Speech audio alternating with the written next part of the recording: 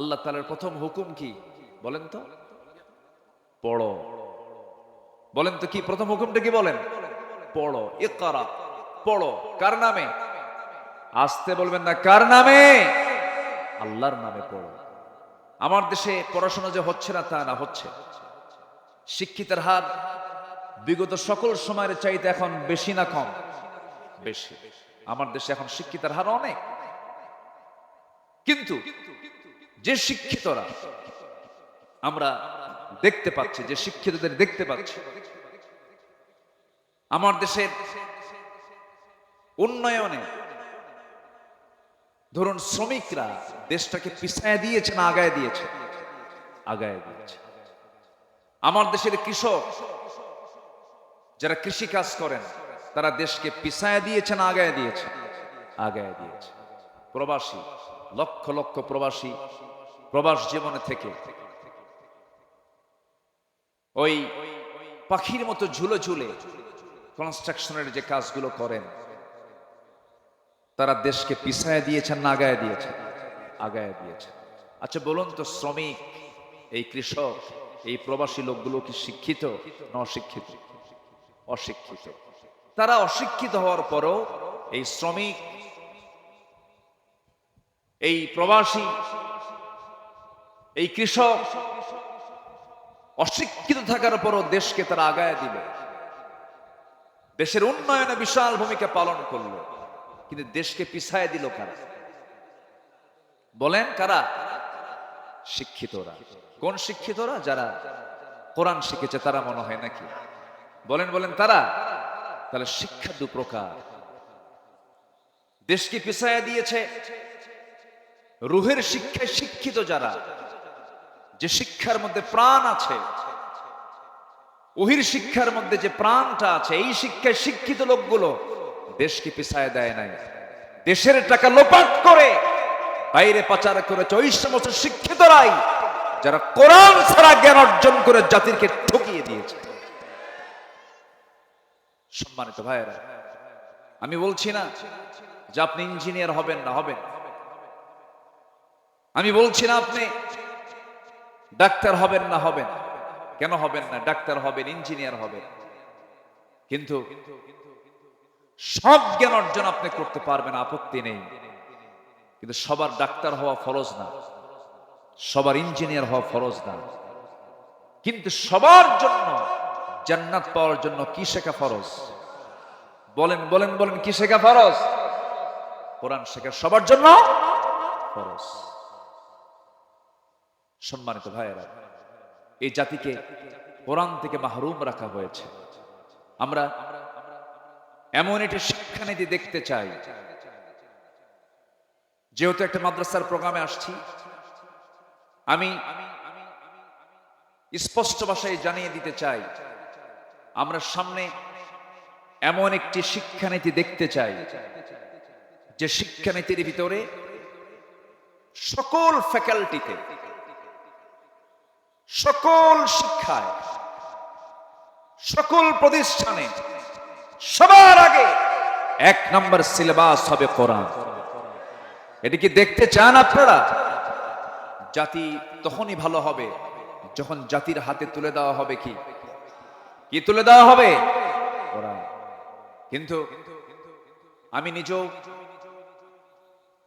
ঢাবির ছাত্র ছিলাম, ঢাকা ইউনিভার্সিটিতে পড়াশোনা করেছি। বিগত সময়ে যে রাজনীতিগুলো আমরা দেখেছি, ছাত্রদের হাতে কোরআন তুলে দিয়েছে না অস্ত্র তুলে দিয়েছে? কোরআন তুলে দিয়েছে না মাদক তুলে দিয়েছে? কোরআন তুলে দিয়েছে না নারী তুলে দিয়েছে? আমরা সেই নেতৃত্ব দেখতে চাই না। সকল বাতিল নেতৃত্বকে না বলে, সকল বাতিল নেতৃত্বের মুখে ঝাঁটা মেরে আমরা একটি সৎ নেতৃত্ব বাংলার জমিনে গড়ে তুলতে চাই। সবাইকে রাজি আছেন? রাজি আছেন কারা কারা? একটু হাত উঁচু করে দেখান।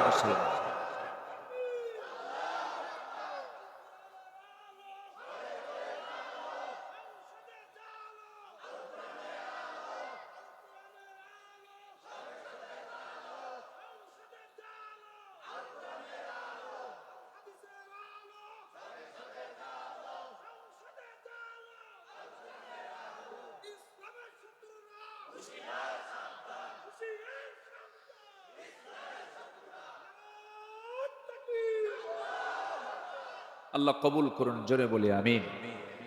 রাগ করতেছেন মনে হয়।